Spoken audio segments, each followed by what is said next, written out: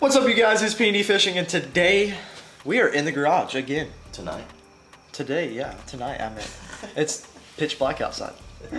Tonight we are in the garage again, and hopefully this will be the last time we're in the garage. I doubt it. It should be. What? I doubt it. What do you mean you doubt it? This is the last step. This should be the last step, right? We always have something that we're Yeah, doing. true. We always have something going on. But anyway, guys, before we get into the video, if you're new to the channel, make sure you hit that subscribe button, the bell notification button below. It really helps out the channel, and I really appreciate you guys watching these videos. And I really enjoy doing these videos for you guys and showing you our adventures and what we do. So let's get right into the video. So today, Tonight? why do I keep saying today? I'm used to saying today. So we will be installing this heading sensor, and the reason for it is because it gives you a way better reading on your graph than what the internal GPS is. So the heading for your GPS, where it shows your boat and the line's going straight, obviously showing your boat going straight, it's like way off. It bounces back and forth like literally like this. Imagine this is the line on our boat. It's going like this. It's really bad. And trying to line up on our spots where we find the fish is really kind of a hassle with that thing going back and forth like crazy. So this is our last thing that we should be dialing in with the Humminbirds, and it's going to give us a really clear reading on it. Actually, when we were with Keith, he had these on his boat, and it was like literally straight. It was super straight, always stays straight, and that's what we want. We want to stay straight on those waypoints where we mark those fish, and so we don't miss a cast or get off our waypoint. Also, guys, one of the main points for the heading sensor is it keeps your heading straight when you're sitting still. So usually when you are idling, it's fine. Usually your heading is fine, the internal GPS is fine. It's just when you're sitting still. When you're sitting still, the heading, that's when it's all over the place. And it shows you in like a completely different direction on our graph. And that's what I noticed our last video. That was like, why are we facing backwards? And it came clear because he said we were sitting still. So this actually keeps you straight when you're sitting still instead of all backwards and wonky with the internal GPS. So this is going to be a really key factor in our offshore fishing, our ledge fishing. So we're going to get right into it and install. Actually, Dad's already installed the front one, so we're going to install this one up on the dash. Also, talking about the dash, we actually have acquired a new Helix 12. So this is actually a Gen 4. This one's a Gen 3, as you guys saw. This one's a Gen 4 Helix 12, and this one's just down imaging, but we're not going to use it for down imaging. This is going to be key and solely mapping. We're going to use nothing but mapping. It's just going to be nothing but mapping. So the down imaging on that part doesn't really matter because we already have down imaging and side imaging on this one. That's what we're going to use this one for. And having a whole nother screen for the mapping is going to be awesome. It's going to be great. Alright, you guys, so one main point with these heading sensors before you like completely mount it into your boat, I'm gonna let Dad explain it because he's probably a lot better at explaining it. So yeah. So one of the main purposes of a heading sensor obviously is like for your GPS positioning and stuff. Basically these are compasses. And compasses run off of magnetic field. So when you're installing these, you want to make sure that there's no magnetic interruption where you're actually going to install them. So the best way to figure that out is just go buy a cheap compass. You know, you can buy these at any like outdoor shops or something like that. We have a really cool local outfitters here in town, Trophy Creek Outfitters, that I got this from. And so what you want to do is, I'm thinking about mounting it kind of right here in this space on the bow of our boat.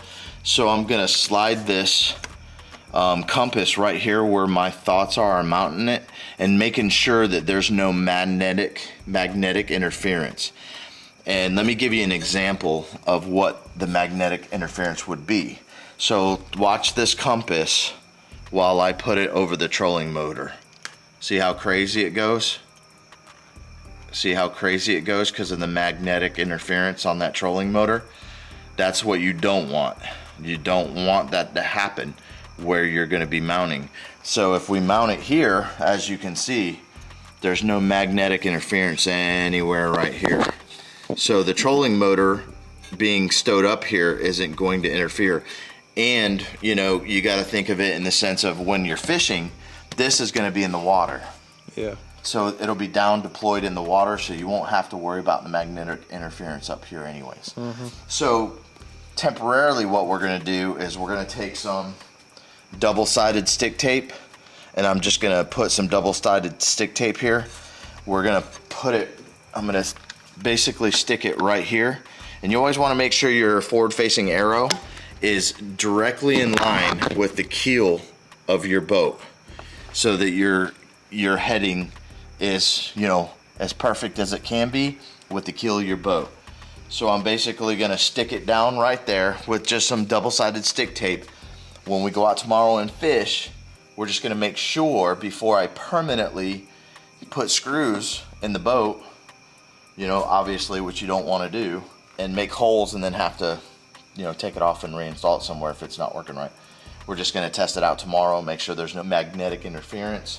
If there's not, when we come back after fishing tomorrow, we'll go ahead and permanently mount it in. Same thing with the one in the back of the boat. The one in the back of the boat is going to go probably somewhere like here in this area. I'm not sure. I don't think that it'd be a good idea to put it here, although this would be ideal, but it's going to go somewhere in this area. And as you can see with the compass, kind of I'm running it around all this area, around the battery compartment, things like that, and there doesn't seem to be any real magnetic interference anywhere in this area. I'm gonna do a little more research though about installing it back here. I don't think that's gonna be a good idea. Honestly, it's probably gonna go. Yeah, probably just put somewhere. Yeah, it's probably gonna go somewhere in this area of the carpet. And again, we've got to kind of run this thing like we did the transducer. So we got to kind of get up on her here and fish tape it all the way up to our units. Oh gosh. Yeah, it's gonna be fun. But That won't be bad. It's necessary. Yeah, of course it is.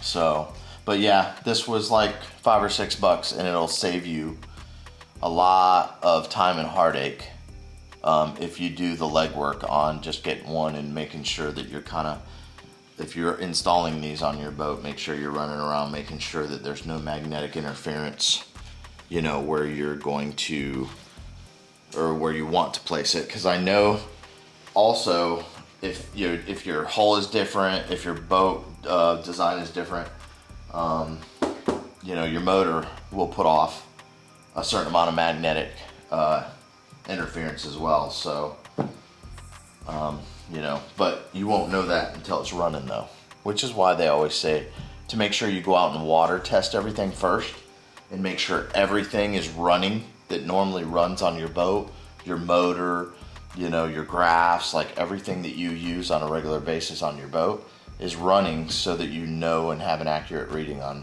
whether or not you're getting magnetic interference from something.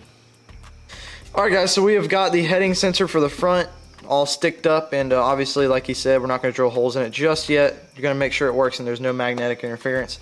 But for the dash, we are going to wait and do that another day. The internal GPS is, I mean, it's fine as long as we're moving and we're idling, and that's really all we need for the front units, is just to be idling over those fish and find their schools. So we're going to do that another day, and yeah. All right guys, we're going to wrap things up from here. We will see you guys tomorrow at the lake, and hopefully get on some good fish. I know we're gonna find some schools, bro. This definition is super clear, and it's gonna help us get lined up. First cast, big old fish. All right, we'll see you guys there. Let's go.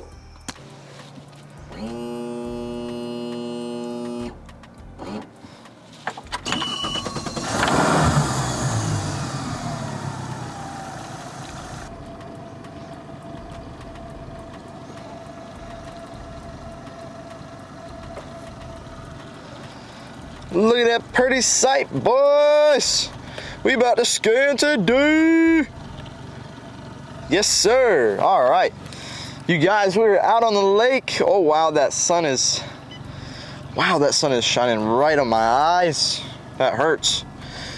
But today, guys, we are at the lake. We have the GPS heading sensor up there like I showed you guys last night. And we are out here and we are going to try this thing out. It's gonna be sick. And I can't wait to freaking roll over like a big school of fish or something and get lined up right with these fish. So that's gonna be sick. Boom, perfect parking. Golly, I need to be valet, bro. That was perfect parking. You're over here screaming about. I said, I hear you all the way down there. I said, look at this pretty sight, boys. And I was zooming in on this. 212? Yes, sir. Look at that, y'all. Water temp's 80 degrees.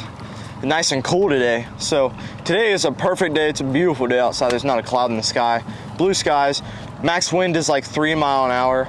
And we're gonna go back here in this little cove and we're gonna calibrate our trolling motor because it hasn't been calibrated in a while, and we gotta calibrate it for the spot lock and everything when we pull up on a spot. And that spot lock needs to work. So we're gonna calibrate this stuff and yeah. Look at all that. What is that? Is that a rock pile or something? It looks like it. Look at that, y'all. Goodness gracious. That's exactly what it is. All right, well, I'll see you guys at the first spot. I'm gonna get this stuff calibrated. Let's catch some fish today. Let's have a freaking day, bro. Let's go. Let's do it. Let's go. All right, you guys, check this out. Got side scan going on over here, as you can see. And then on the other unit, like I said, we're just gonna use for mapping. So it's really easy to see that, to scan right next to the channel. Trying to find these ledge fish. We actually literally already found like I don't know, like 5 fish sitting on the same spot we found last time. Remember that big old school in that last video we found? There's like 5 sitting right there. So yeah, we scanned over literally the same spot we found last time, our first spot where we found a bunch of fish, a school of fish. There's like 4 or 5 sitting right there. So we're gonna turn around, go fish that real quick, see if we can catch anything off of it, and just keep scanning.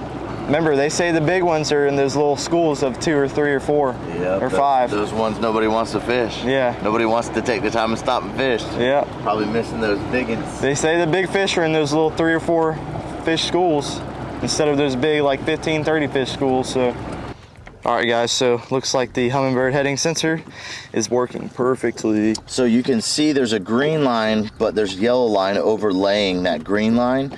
That yellow line is our heading sensor. And if you see right now, we're like at a complete standstill and our boat is still heading straight.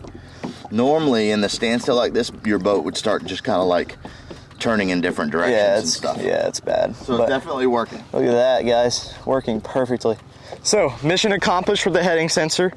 And the funny thing is, like I said to you guys in the clip before, these fish are literally almost sitting exactly on the same spot they were last time.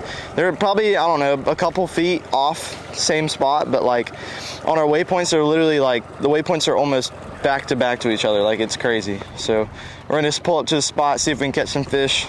And the heading sensor's working perfectly, so we're able to just pull up and get right exactly on our spot that we want to. So let's get it, boys. I'm ready. Let's catch some fish. I'll see you guys on the GoPro. I would like to get a tape though and see what we're like. Kind of out.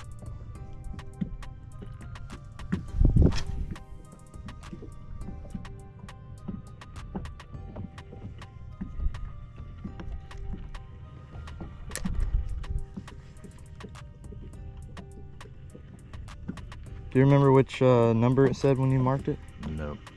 But you can go highlight the number and see what date it was dropped. I can go do that. Zoom in real quick and see which is which.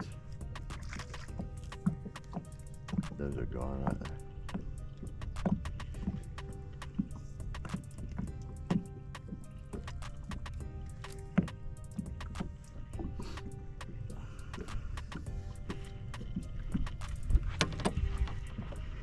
Is that what you're doing right now? Are you highlighting it? Yeah, I'm gonna go see which date is which. Oh, I just got a huge bump, dude. Yep, you got one. I just got a giant freaking bite. Yep. I don't know, like 20 something. There we go. That's the cast right there. That's the money cast right there.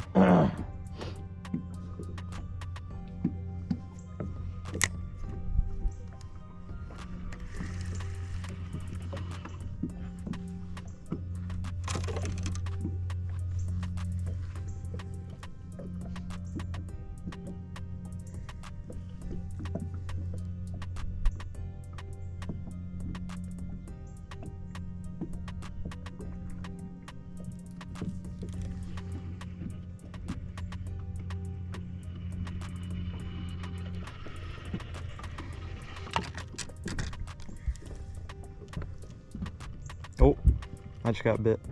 I got one on. Waiting for him to eat it. I got one. This is probably a little itty bitty. Oh shoot, he's actually fighting way better. Feels pretty decent. Oh, he came off. How'd he come off? A little one up. Nah, it was like a 2-pounder. How'd he freaking come off, dude? All right, you guys, so first spot, found fish on the same spot. I got 2 bites, missed the first one. Had the second one on, but he came up and jumped and he got off. Looked like it was a good 2-pounder. But we're gonna go scan some more and yeah, find some more fish. Let's go.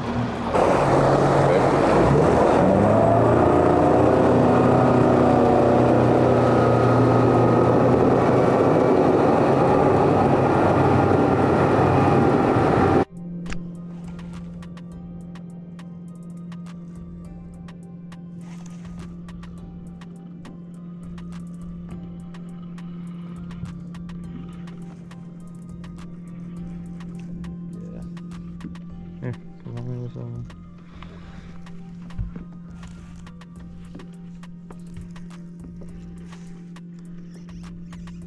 Oh, did I just roll over something?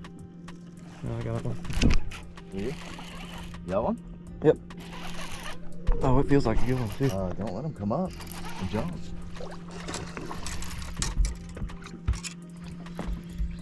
I'm not gonna interfere with you, right? No, you're good. He's all the way over here.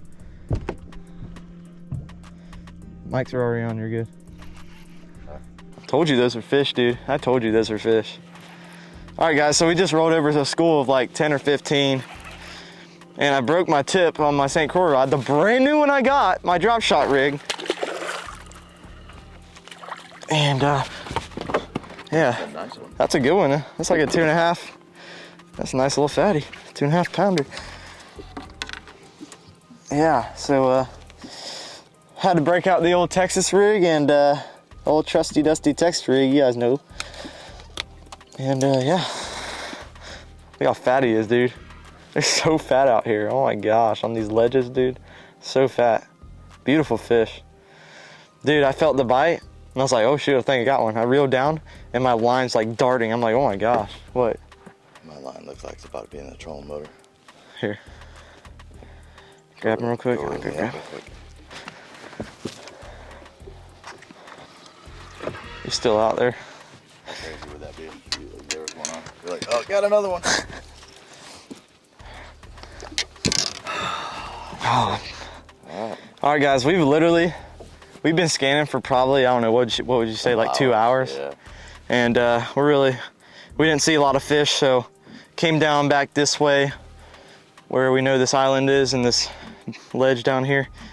Scanning down this really long, hard spot along this ledge, and yeah, came across about 10 or 15 fish. And yeah, I was like, Dad, mark it, let's stop, we gotta fish it. So yeah, my first cast in. Beautiful fish, nice little 2-pounder, or 2.5. Might be 3, how fat he is, oh my gosh, but yeah, nice fatty. Alrighty, got him on the Texas rig. Let's let him go. Thanks, bud, appreciate it. Alrighty, one last look at this beautiful fish. Fatty, and heading sensor, GPS, successful. Alrighty, you ready? There he goes. Let's get back in there. Gosh, that ledge bite is so cool, There's dude. 14 more to go. Yeah, there's a lot more down there, so we're gonna get back in there.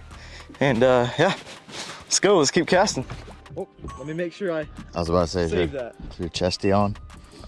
That was literally, from the time I recorded to the end of that was 3 minutes, 36 seconds. So it's been 3 minutes, so. I think I have one. Yep, You I got one? No way! Where's the camera? Where's the camera? No freaking way. How's it feel?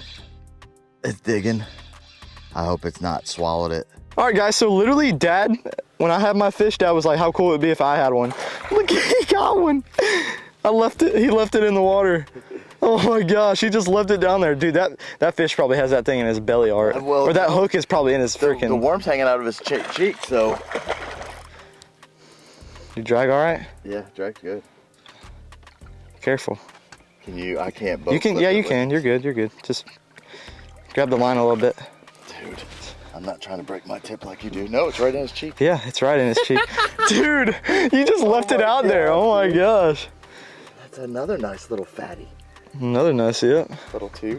Like I said, there's like 10 or 15 down there. Drop shot fish? Drop shot, and I didn't even mean to. Yeah. I just left it out there. Or you just left it out there while I caught my fish. Got him on the old Z-Man SMH worm. Red bug. Yep. Nice little red bug color. That's so sick. That's two. Two Yes, back-to-back cast, bro. Back-to-back cast. Look how fat he is, dude. Little 2-pounder, probably. Little two. Yeah, no, Golly. he's definitely a two.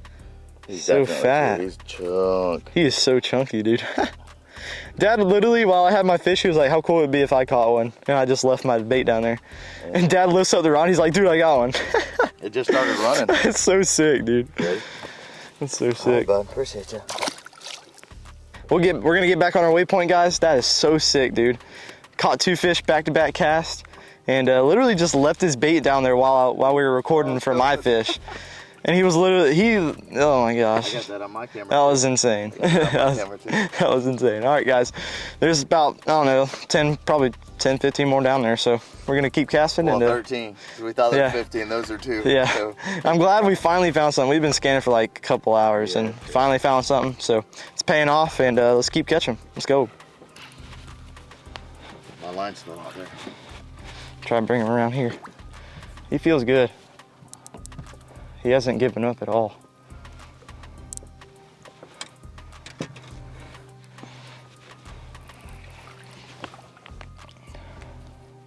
Stay down, stay down.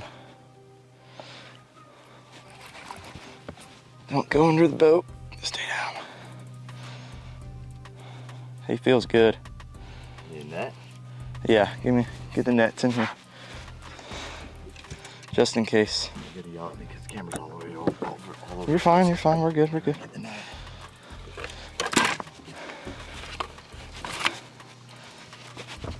He's taking me all the way around, watch out.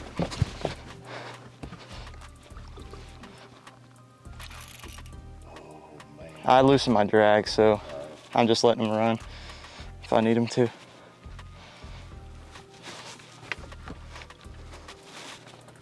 He has not come up yet.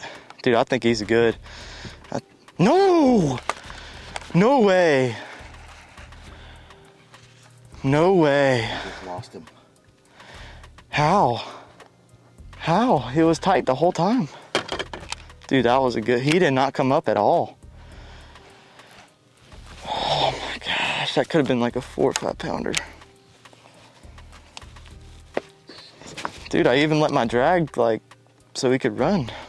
Yeah, I mean, he wasn't coming up, dude. And I was afraid, like, if I reel down and try to bring him up, it'd just rip it out of his mouth. It probably would have if it was that, you know, close. God. Oh my gosh, are you serious?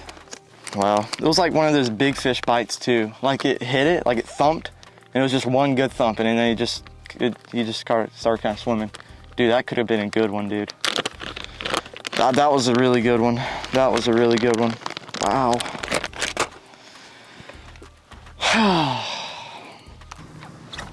Ooh. All right, you guys. So we are back on the boat ramp.